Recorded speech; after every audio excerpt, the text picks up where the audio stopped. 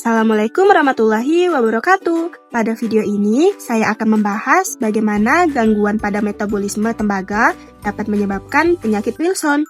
Dimulai dari kondisi normal, sampai bagaimana satu enzim yang rusak mengacaukan seluruh sistem detoksifikasi tembaga. Penyakit Wilson adalah kelainan metabolisme yang disebabkan oleh mutasi pada gen ATP7B.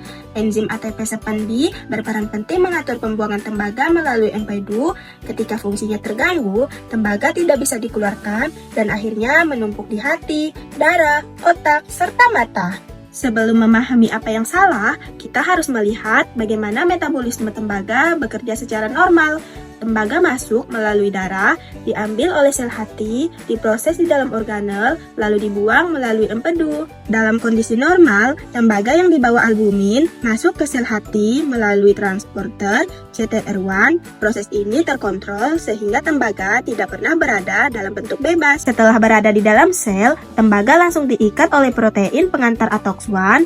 ATOX1 bertugas mengantarkan tembaga menuju Trans-Golgi Network atau TGN, pusat pemrosesan protein di dalam hepatosit. Di TGN, ATP7B memasukkan tembaga ke dalam ceruloplasmin dan mengirimkannya kembali ke darah. Selain itu, ATP7B juga mengarahkan tembaga menuju saluran empedu untuk dibuang. Inilah mekanisme detoksifikasi utama tubuh terhadap tembaga. Sekarang, kita lihat apa yang terjadi ketika ATP7B mengalami mutasi, seperti pada penyakit Wilson. Satu kerusakan kecil pada enzim ini menyebabkan seluruh jalur metabolisme tembaga gagal berfungsi. ATP7B yang rusak tidak bisa memasukkan tembaga ke dalam ceruloplasmin, akibatnya ceruloplasmin menjadi kosong dan cepat dihancurkan.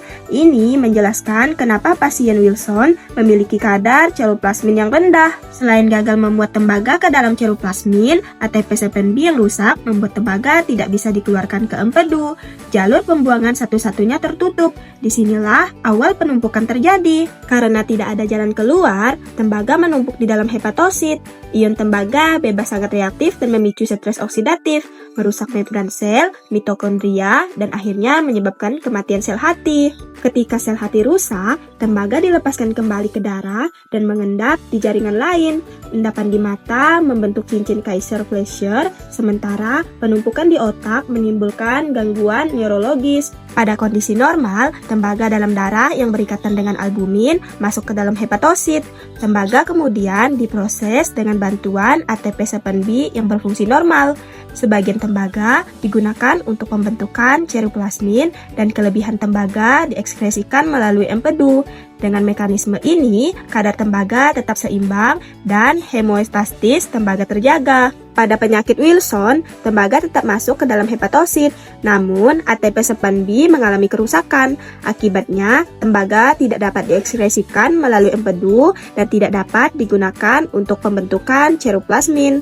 Tembaga kemudian menumpuk di dalam sel hati, menyebabkan kerusakan hepatosit. Penumpukan tembaga ini selanjutnya menimbulkan dampak sistemik pada tubuh. Jadi, inti dari penyakit Wilson terletak pada kegagalan satu enzim, ATP7B, yang membuat tubuh kehilangan kemampuan membuang tembaga.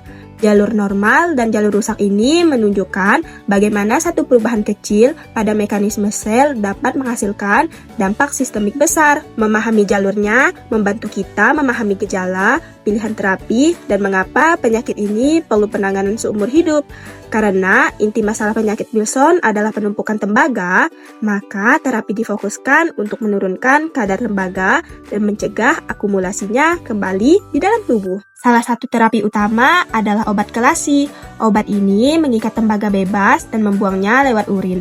Keunggulannya adalah bekerja cepat, menurunkan kadar tembaga. Namun, kekurangannya adalah efek samping berupa mual, gangguan ginjal, dan dapat memperburuk gejala neurologis pada awal terapi. Terapi kedua adalah seng dan pengaturan diet. Seng bekerja dengan menghambat penyerapan tembaga di usus. Keunggulannya adalah efek samping yang lebih ringan dan aman untuk terapi jangka panjang. Kelemahannya adalah efeknya lebih lambat sehingga tidak cocok untuk kasus berat. Sebagai solusi inovatif, saya mengusulkan penggunaan nanodelivery untuk mengantarkan molekul kecil aktivator ATP7B langsung ke hepatosit. Nanokapsul ini akan menargetkan TGN sehingga ATP7B yang tersisa dapat dimodulasi fungsi supaya bekerja lebih efisien. Mekanisme ini berbasis biokimia karena memanfaatkan peningkatan aktivitas enzim secara spesifik tanpa meningkatkan toksisitas sistemik. Pendekatan ini bersifat novel karena tepat sasaran, minim efek samping, dan dapat dipadukan dengan terapi standar. Demikian penjelasan mengenai metabolisme tembaga dan mekanisme terjadinya penyakit Wilson. Kerusakan ATP-7B terbukti menyebabkan gangguan besar pada proses detoksifikasi tembaga dan memicu efek sistemik. Semoga video ini dapat menambah pemahaman. Terima kasih atas perhatiannya. Wassalamualaikum warahmatullahi wabarakatuh. Dadah!